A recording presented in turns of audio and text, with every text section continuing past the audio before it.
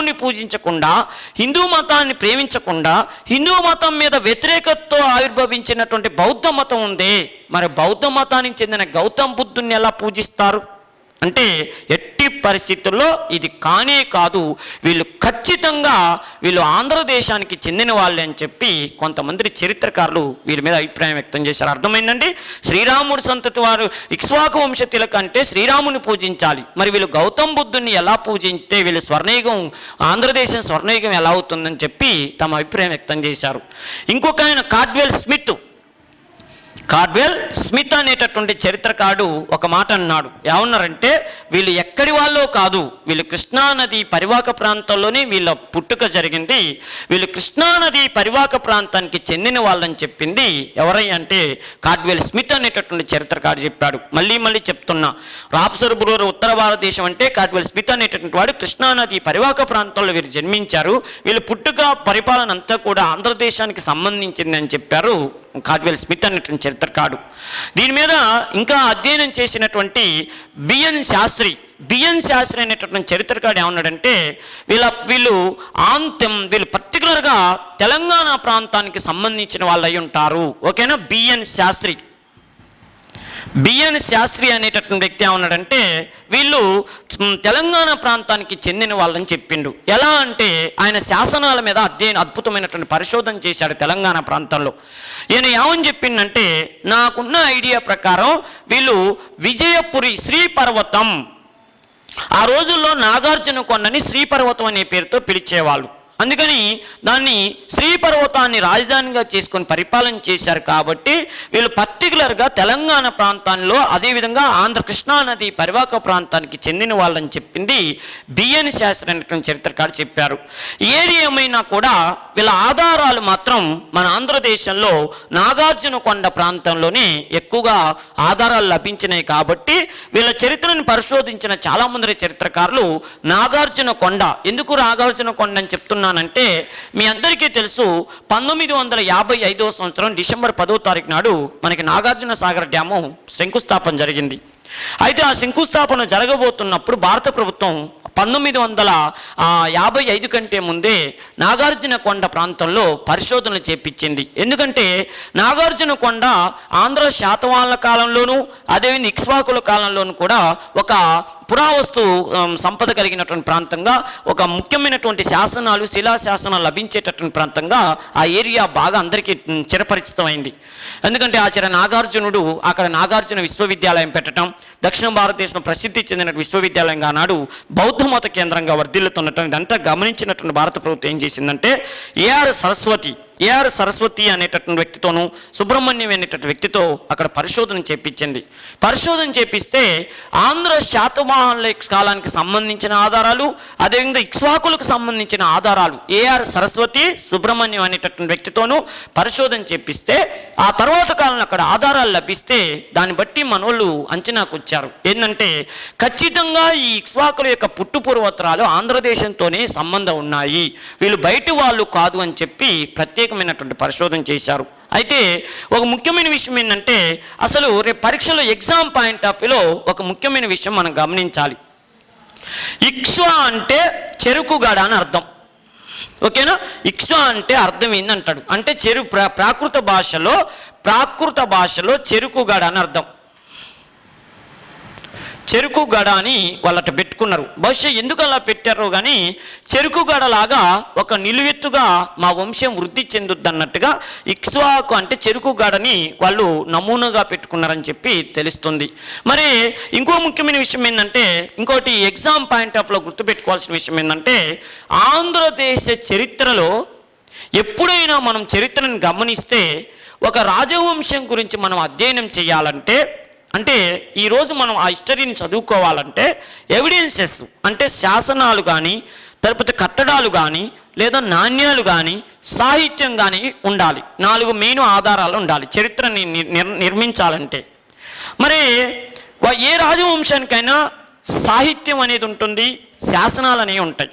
కానీ ఒక విచిత్రం ఏంటంటే, దక్షిణ భారతదేశంలో ఈ ఇక్ష్వాకు రాజవంశానికి ఉన్నటువంటి ప్రత్యేకత ఏంటంటే, వీళ్ళ చరిత్రకి మొత్తం పురాణాలు, శాసనాలే ఆధారాలు అవుతున్నాయి, కానీ లిటరరీ సోర్స్ పుస్తకాలు అనే సాహిత్య ఆధారాలు మాత్రం ఏమీ లేకపోవటం ఒక విడ్డూరం. అంటే వీళ్ళ కాలంలో అసలు పుస్తక రచనలు జరిగినట్టు కానీ ఒక్క సాహిత్య గ్రంథం కూడా వీళ్ళ కాలంలో వెలువడినట్టు కానీ ఆధారాలు లేవు.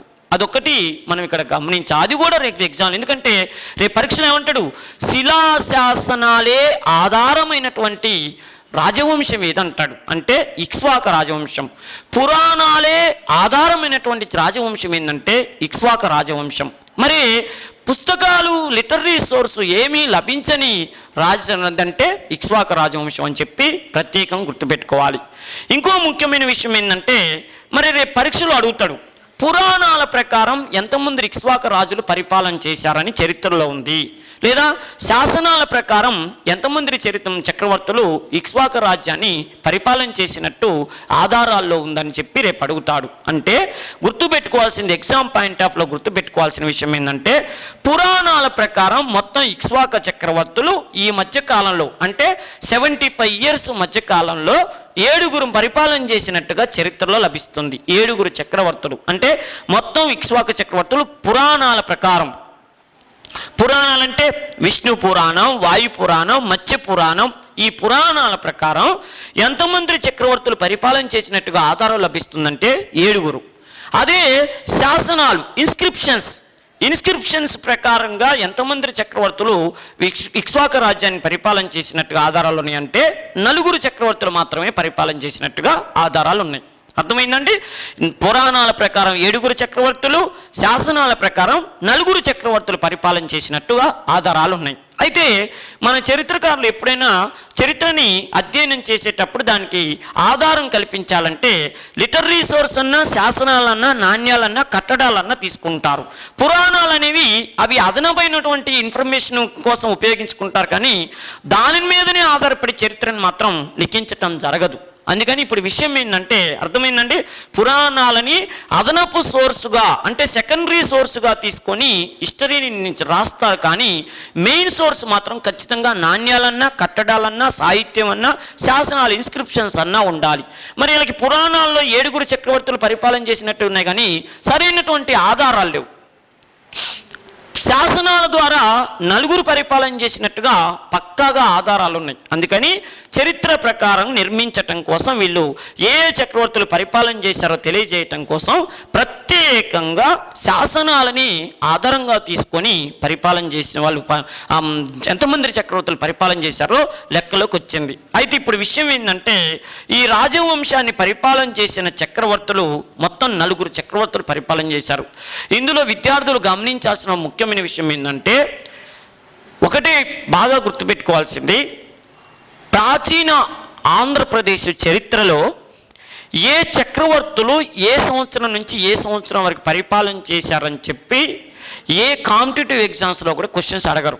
అది ఏ హిస్టరీ అన్నది మీరు పోయి ఆ భారతదేశ చరిత్రలో పర్టికులర్గా అడగరు, ఆంధ్రప్రదేశ్ చరిత్రలో అడగరు. మరి ఏ విషయమైనా ఇండియన్ హిస్టరీలో ప్రత్యేకంగా సివిల్ సర్వీస్లో కూడా అశోకుడు ఏ టైం నుంచి ఏ టైంకి పరిపాలన చేశాడు, బిందుసారుడు ఏ టైం నుంచి ఏ టైంకి పరిపాలన చేశాడు, హర్యంక వంశం ఏ టైం నుంచి ఏ టైం వరకు పరిపాలన చేసింది, ఆంధ్రదేశ చరిత్రలో శాతవాహన చక్రవర్తులు ఏ టైం నుంచి ఏ టైం వరకు ఏ చక్రవర్తి ఏ టైం వరకు పరిపాలన చేశారని 1-2 చక్రవర్తులు అడుగుతారు తప్పితే అసలు మిగతా చక్రవర్తుల జోలికి పోరు. ఉదాహరణకి మనకు ఆంధ్ర శాతవాహనలో గౌతమిపుత్ర శాతకర్ణుడు ఆయన ఇయర్తో సహా అడుగుతాడు.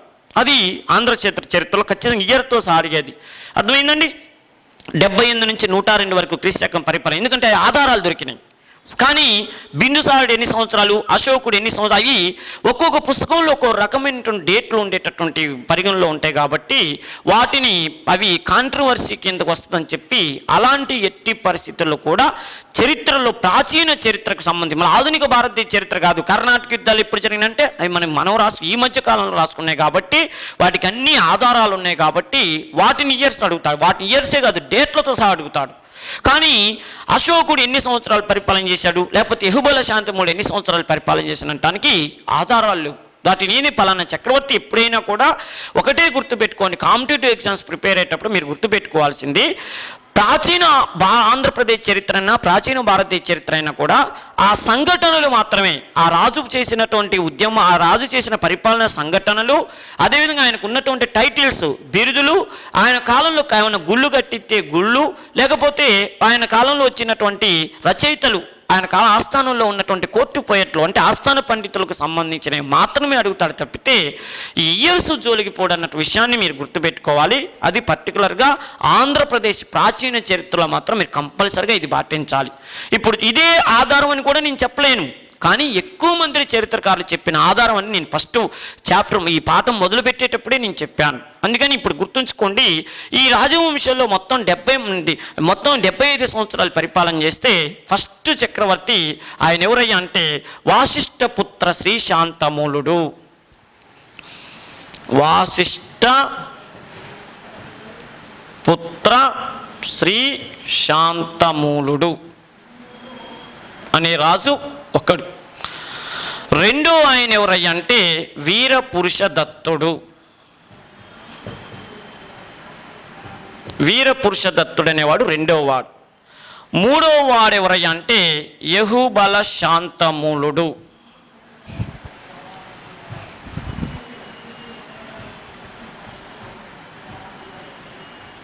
యహుబల శాంతమూలుడు. నాలుగో ఆయన ఎవరయ్యా అంటే రుద్రపురుష దత్తుడు.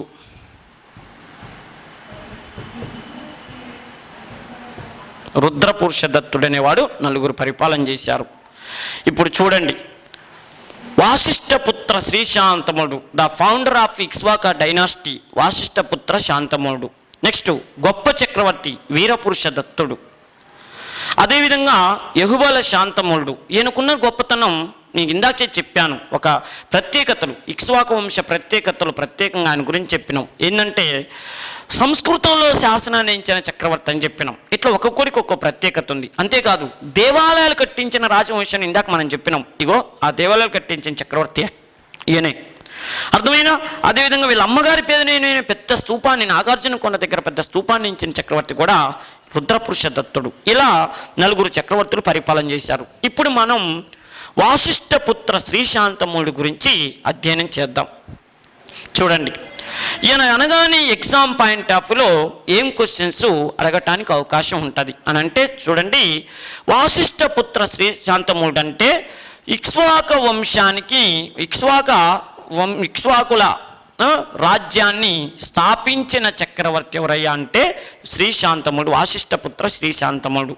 మీకు డౌట్ రావచ్చు, ఇదే పేరు శాతవాహన చక్రవర్తులలో కూడా గౌతమిపుత్ర శాతకర్ణి కొడుకు కూడా వాసిష్ఠపుత్ర శాంతమూలుడు అనే పేరుంది కదా అంటే, వాళ్ళమ్మ పేరు అంటే గౌతమిపుత్ర శాతకర్ణి భార్య పేరు వాసిష్ఠ కాబట్టి వాళ్ళ కొడుకు వాసిష్ఠపుత్ర శాంతమూలుడు అని పేరు పెట్టుకుంటూ వాణ్ణి మనం ప్రత్యేకంగా రెండో పులోమావి అనే పేరుతో పిలుస్తాం. రెండో పులోమావి.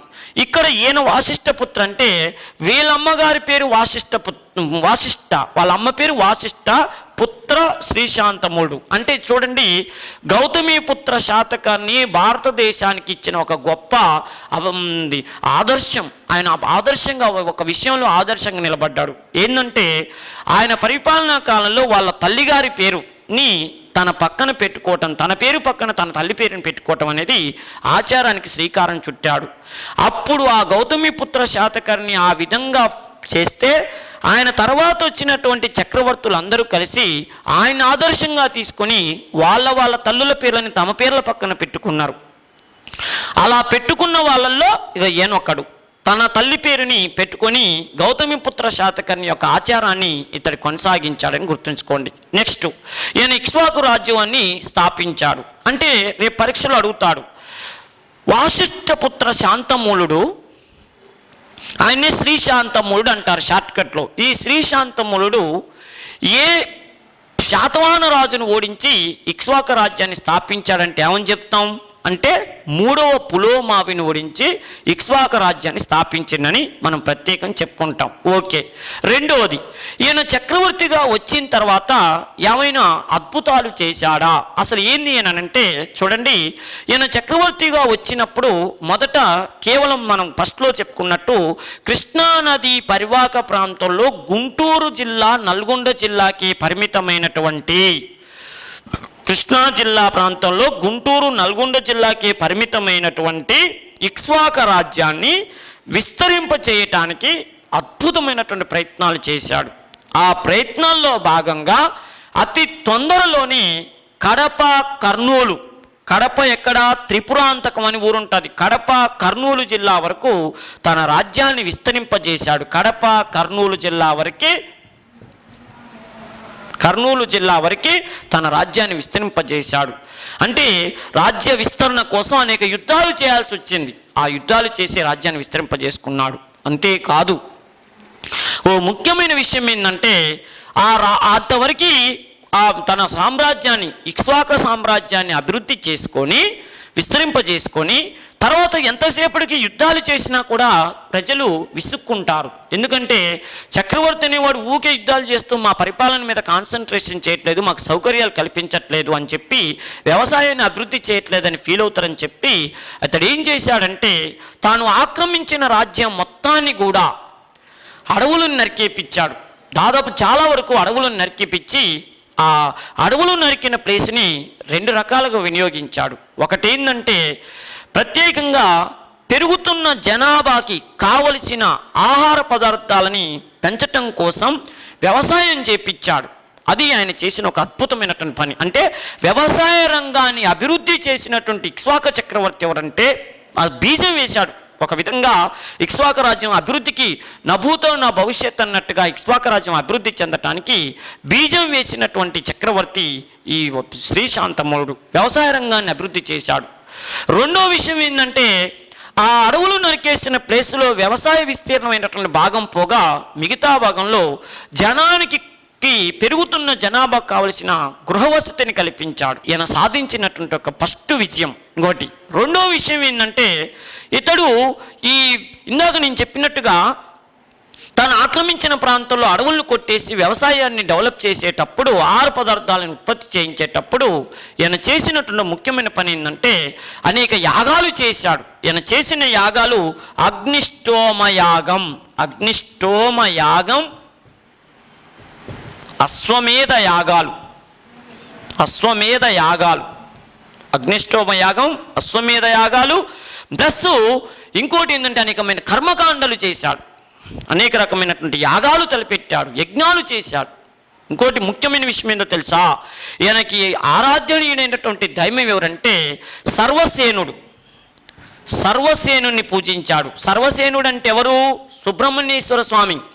అర్థమైనా? సుబ్రహ్మణ్యేశ్వర స్వామి అన్నా, కుమారస్వామి అన్నా, మురుగన్ అన్నా, అర్థమైనా? వల్లి దేవసేన సుబ్రహ్మణ్యేశ్వరుడు అన్నా, మురుగన్ అన్నా, కుమారస్వామి అన్నా అంతా ఒకటే. అయితే ఈయన పరిభాషలో రేపు ఎగ్జామ్లో అడుగుతాడు, ఏమంటాడు? శ్రీశాంతమూలుడు ఏ దేవుణ్ణి పూజించాడంటే సర్వసేనుని పూజించాడు. సర్వసేనుడు అన్ని గణాలకి అధిపతి అయినటువంటి సర్వసేనుని పూజించాడు. పూజించి తాను తన రాజ్యంలో వ్యవసాయాన్ని అభివృద్ధి చేయటం కోసం యజ్ఞయాగాలు చేయటమే కాకుండా, దేవుణ్ణి మెప్పించటమే కాకుండా, ఆ యజ్ఞయాగాల సమయాల తర్వాత ప్రత్యేకంగా పేదవాళ్ళని, బ్రాహ్మణులని సీరియల్లో నిలబడమని చెప్పేవాడు.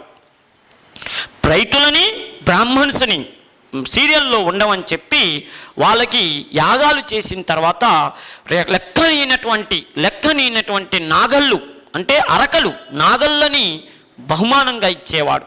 అదేవిధంగా బ్రాహ్మణులకి గోవులను, ఆవులను బహుమానంగా ఇచ్చేవాడు. ఎందుకంటే వృద్ధి చెందాలి రాజ్యం అని చెప్పి అనేకమైనటువంటి దాన ధర్మాలు చేసిన గొప్ప చక్రవర్తిగా చరిత్ర నిలిచిపోయాడు శ్రీశాంతమూలుడు. అందుకని ఈ హ్యాడ్ ద టైటిల్స్. ఒకటి ఫస్ట్ ఈయనకు ఉన్నటువంటి అద్భుతమైనటువంటి టైటిల్ ఏంటంటే ప్రత్యేకంగా శతసహస్రహాళిక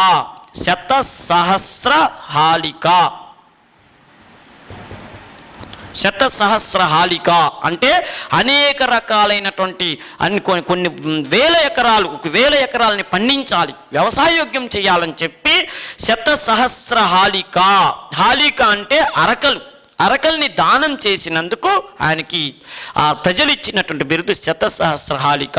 రేపు అడుగుతాడు, వ్యవసాయ రంగాన్ని అభివృద్ధి చేయటానికి నాగళ్ళని లేదా అరకలని పేద రైతులకి, బ్రాహ్మణులకి గోవులను దానధర్మం చేసినందుకు, ఆయన అరకలను దానం చేసినందుకు పొందిన బిరుదుని శతసహస్రహాళిక అనే బిరుదుతో పిలుస్తారు.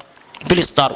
ఈ టైటిల్ ఎవరికి ఉందనంటే ఇప్పటికి ఎన్నిసార్లు అడిగిండో ఒకటే గుర్తుపెట్టుకోండి, ఇక్ష్వాకుల పాఠంలో కొన్ని డైనమిట్ లాంటి బిట్లు ఉంటాయి, వాటిల్లో ఇదొక బిట్ అనమాట. శతసహస్రహాళిక అనే బిరుదు. రెండోది దానాధిపతి. దానాధిపతి అనేటటువంటి బిరుదు పొందాడు ఇతడు. దానాధిపతి, శతసహస్రహాళిక దానాధిపతి అనేటటువంటి బిరుదు పొందాడు. రెండోది అర్థమైందండి. ఇది ఈయనకి చేసినటువంటి ఆ పనులకి ఇచ్చినటువంటి బిరుదులు. రెండోది ఈయన గురించి తెలియజేసేటటువంటి శాసనాలు ఏంది, అది తర్వాత చెప్పుకుందాం. ఇంకోటి ఈయనకి 3 చెల్లెళ్ళు. ఆ 3 చెల్లెలని తన రాజ్యంలో సర్వసేనాధిపతులుగా పనిచేస్తున్నటువంటి, అంటే వీళ్ళు ఇప్పుడు మనం ఒక విషయం చెప్పినాం, ఆంధ్ర శాతవాహనుల్లో వీళ్ళు సామంతులుగా ఉన్నప్పుడు ఆంధ్ర శాతంలో వీళ్ళని మహా తలవర అని పిలిచేవాళ్ళు.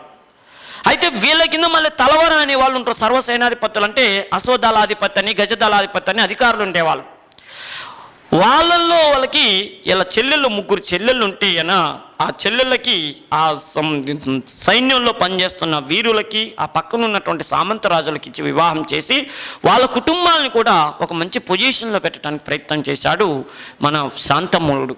అయితే ఇన్ని ఘన విజయాలు సాధించాడు. ఇన్ని ఘన విజయాలు సాధించినటువంటి ఇతని చరిత్రని ఈరోజు మనం చదువుకుంటున్నామంటే ఏమిటి ఆధారం అంటే, మనం ఇందాకే చెప్పుకున్నాం, ఇక్ష్వాకుల రాజవంశానికి సాహిత్య ఆధారాల కంటే శాసనాలు ఎక్కువ ఉపయోగపడుతున్నాయని చెప్పినాం. కాబట్టి ఈయన చరిత్రను చదువుకుంటున్నామంటే కరెక్ట్ ఆధారాలు ఏంటంటే 2 శాసనాలు.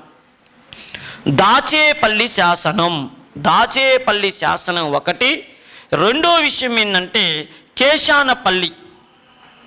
కేశానపల్లి అనేటటువంటి 2 శాసనాలు దాని గురించి సమగ్రమైనటువంటి సమాచారాన్ని అందిస్తున్నాయి. ఓకేనండి. దాచేపల్లి శాసనం, కేశానపల్లి శాసనాలు ఏ ఇక్ష్వాకు రాజవంశం గురించి సమగ్రమైన సమాచారాన్ని అందిస్తున్నాయంటే వాసిష్ఠపుత్ర శ్రీశాంతమూలుడు అనేటటువంటి చక్రవర్తి గురించి సమగ్రమైన సమాచారాన్ని అందిస్తున్నాయి. నేను మళ్ళీ చెప్తున్నాను, ఈ రాజు గురించి ఇన్ఫర్మేషన్ ఇంత ఉంది. వీటిలో మిమ్మల్ని అడిగే బిట్లు, ఖచ్చితంగా అడిగే బిట్లు 2 బిట్లు. ఒకటి ఏంది అంటే శతసహస్రాలకి ఇప్పటికీ ఏపీపీఎస్సి ఎగ్జాములలో ఎన్నోసార్లు గ్రూప్ 2 వాటిల్లో అడిగేటటువంటి ఇక్ష్వాకు రాజవంశం అనగానే గుర్తుకొచ్చే ఒక బిట్ అడగాలంటే దాని గురించి అడుగుతాడు. రెండో బిట్ ఏంటంటే ఇక్ష్వాకు రాజవంశంలో వాసిష్ఠపుత్ర శ్రీశాంతమూలుడు పూజించిన దైవం సర్వసేనుడు అనేటటువంటి ఆ దేవుణ్ణి అడుగుతంతో పాటు యజ్ఞయాగాలు చేసినటువంటి చక్రవర్తి ఎవరంటాడు అంటే దీన్ని బట్టి మీకు ఏమర్థమవుతుంది, ఒక డౌట్ రావచ్చు. ఇందాక మీరు ఏమని చెప్పారు, దక్షిణ భారతదేశంలో బౌద్ధ మతానికి ఇక్ష్వాకు రాజవంశం స్వర్ణయుగం అన్నారు.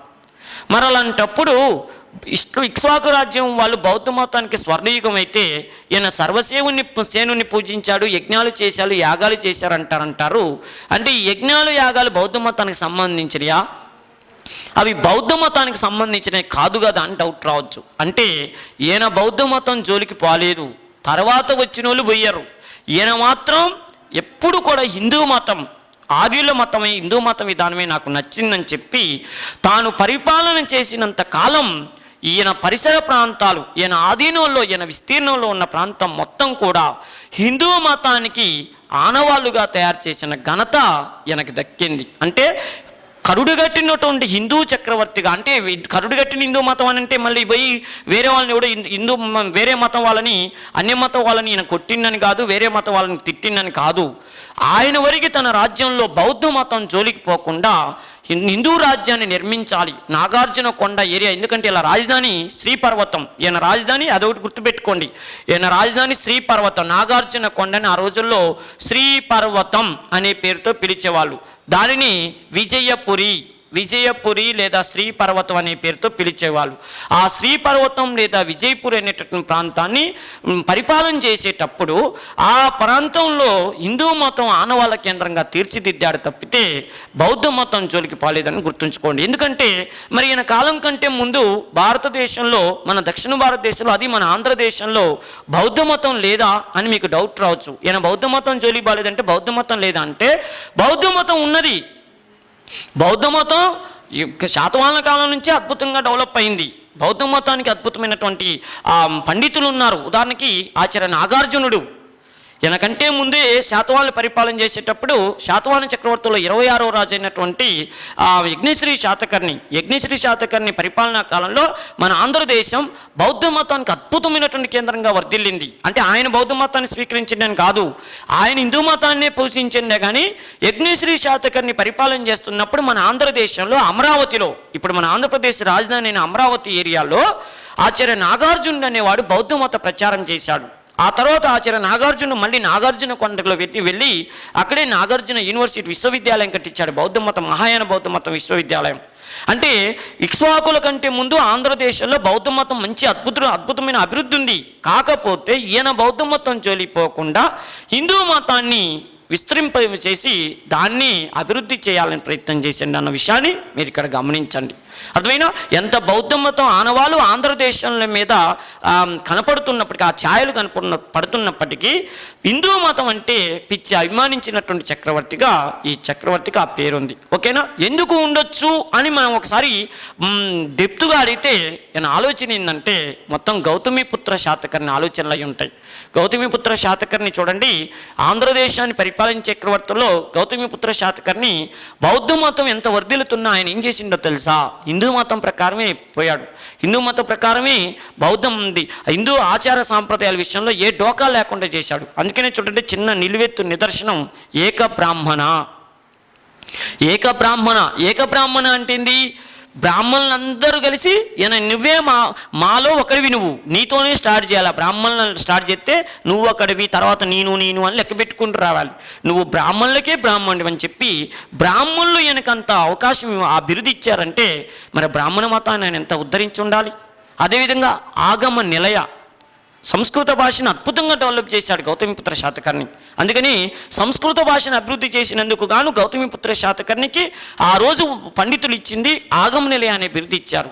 ఆగమ నిలయ అనే బిరుదు పొందిన ఆయన సంస్కృత భాషను అభివృద్ధి చేసిందంటే వేదాలు, ఉపనిషత్తులు, బ్రాహ్మణాలు, అరణ్యకాలు, వేదాంగాలు, వేదాంతాలన్నీ దేంట్లో ఉంటాయి? సంస్కృతంలో ఉంటాయి. అంటే హిందూ మతానికి ఆయన ప్రిఫరెన్స్ ఇచ్చాడు.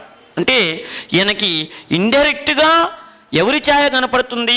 ఈయన పరిపాలన మనకి ఏం కనపడుతుందంటే గౌతమిపుత్ర శాతకర్ణి కనపడుతుంది. గౌతమిపుత్ర శాతకర్ణి ఆదర్శంగా తీసుకొని పరిపాలన చేసేడేమో అంటుంది. దానికి నిలువెత్తు నిదర్శనం ఇంకోటి ఆలోచించండి. ఈయన కూడా తన తల్లి పేరుని పక్కన పెట్టుకుందంటే ఇంతకంటే మనకు ఆధారం లభించాలి. అందుకని గౌతమిపుత్ర శాతకర్ణి ఆంధ్ర శాతవాహన రాజ్యంలో ఎంత గొప్ప సేవ చేశాడో ఇక్ష్వాకు రాజవంశంలో ఈయన అంత సేవ చేశాడు. అలానే ఈయన వంశాన్ని గొప్ప చక్రవర్తి అని అనకూడదు, ఎందుకంటే మళ్ళీ ఎగ్జామ్లో బిట్టుబాద్ది. ఈయన ఇక్ష్వాకు వంశానికి ఫౌండర్, కాకపోతే ఇలా కొడుకు గొప్ప చక్రవర్తి, అది ప్రత్యేకంగా గుర్తుపెట్టుకోండి. నెక్స్ట్ ఈయన తర్వాత వచ్చినటువంటి చక్రవర్తి ఎవరయ్యా అంటే వీళ్ళ కుమారుడు మాటరీపుత్ర. ఈయన వాసిష్ఠపుత్ర శ్రీశాంతముడైతే వాళ్ళ కొడుకు పేరు మాటరీపుత్ర వీరపురుషదత్తుడు.